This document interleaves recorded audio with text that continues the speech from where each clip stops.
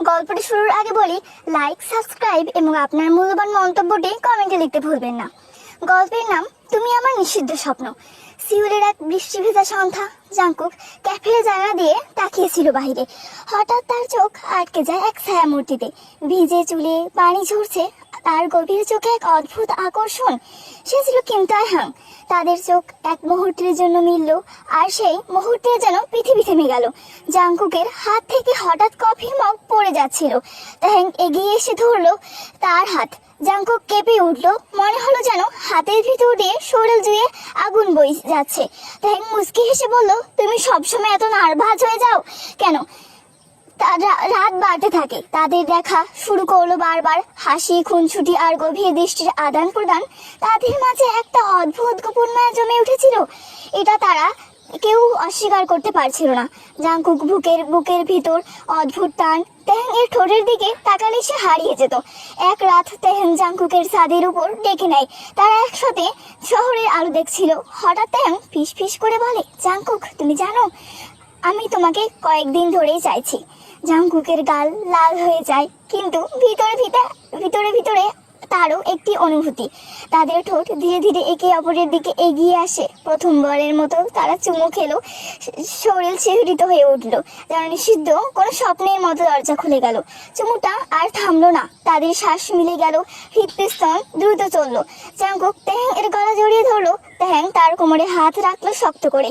রাতটা যেন তাদের নতুন জগৎ হয়ে উঠলো। ভালোবাসা, আকর্ষণ, আগুনের মতো উত্তাপ একসাথে জ্বলছিল। রাতটা তখন একেবারেই নীরব।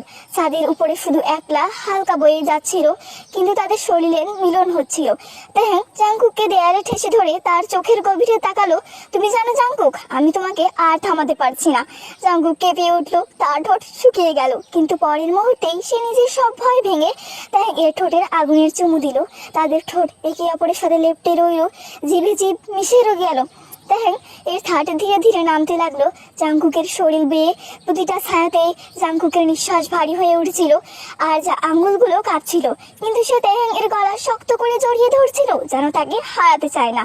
শ্বাসের পর শ্বাস, ছোঁয়ার পর ছোঁয়া, দুজনের নিজে শরীরের আগুনে পড়ে যাচ্ছিল। তাদের ঠোঁট, তাদের হাত, তাদের দৃষ্টি, সবকিছু এক অদ্ভুত নেশায় ভরে উঠেছিল। তেহেং ফিস ফিস করে বলল, আজ রাত আমাদের কেউ নেই, শুধু তুমি আমার, আমি তোমার। জাংকুকের চোখে আশঙ্কা আর লজ্জার মিশ্রণ, কিন্তু তবুও সে তেহেং এর বুকে মুখ লুকিয়ে ফিস ফিস করে বলল, আমাকে ছাড়ো না। রাতটা ধীরে ধীরে গলে যাচ্ছিল। তাদের শরীর আর হৃদয় দুটোই একে অপরের গাঁথা হয়ে উঠেছিল।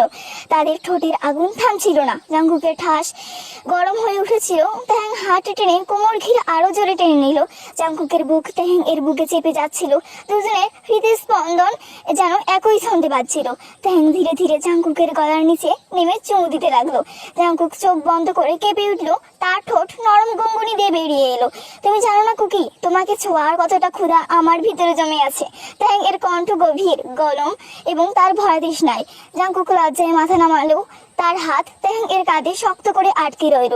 শরীরের প্রতিটা স্নায়ু চিৎকার করছিল, আরো কাছে, আরো গভীর। তাদের মাঝে তখন শুধু শরীরের তৃষ্ণা আর ভালোবাসার আগুন। তেহেং জাংকুকের ধীরে ধীরে শুয়ে রইল। তাদের ছাদের এক কোণে শহরের আলো তাদের চারপাশে ঝলমল করছিল, কিন্তু তাদের চোখে তখন শুধু একেই অপরই। সিওলের রাতে একেবারে নীরব।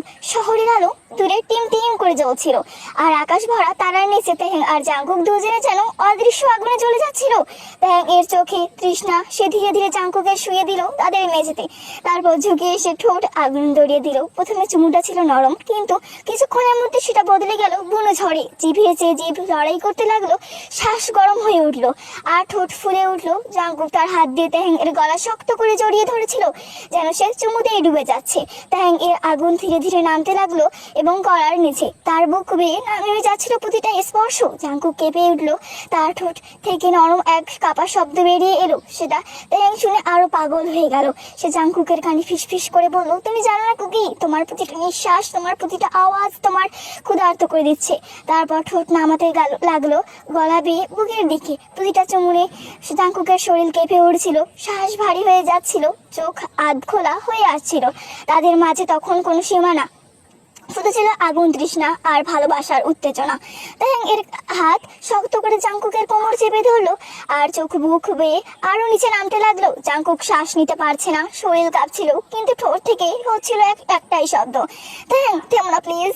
তাদের রাতটা তখন অসীমে মিশে যাচ্ছিল, তাদের শরীর জুড়ে জ্বলছিল আগুন, কিন্তু সেই আগুনে কোনো ব্যথা ছিল না, শুধু ছিল সুখ, ভালোবাসার, একে অপরকে হারিয়ে দেওয়ার উদ্ভাবনা।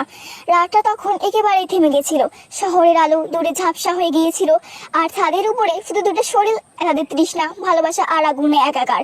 তাহ্যাং ধীরে ধীরে জাংকুকের উপরে ঝুঁকেছিল, তার চোখে ছিল এক গভীর অন্ধকার, প্রেমের ঝড়। সে ফিস ফিস করে বলল, আজ রাতে তুমি শুধু আমার কুকি। জাংকুকের ঠোঁট কাঁপছিল, কিন্তু তার ভালোবাসা চোখে অদ্ভুত সাহস, ভালোবাসা।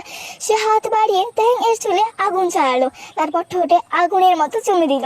চুমুটা ধীরে ধীরে পাগলামিতে বদলে গেল। তাদের নিঃশ্বাস, গরম শরীর জ্বলছিল প্রতিটা স্পর্শে। জাংকুক কেঁপে উঠছিল, আর তাহ্যাং তাকে আরো শক্ত করে নিজের ভিতরে টেনে নিচ্ছিল। তাদের শরীরের মাঝখানে তখন আরো কোনো ফাঁকা ছিল না। প্রতিটা ছোঁয়া, প্রতিটা চাপ, প্রতিটা শব্দ উত্তেজনা বাড়িয়ে দিচ্ছিল। জাংকুকের ঠোঁট থেকে বেরিয়ে আসছিল অবিরাম কাঁপা শব্দের, তাহ্যাং আরো আরো প্লিজ।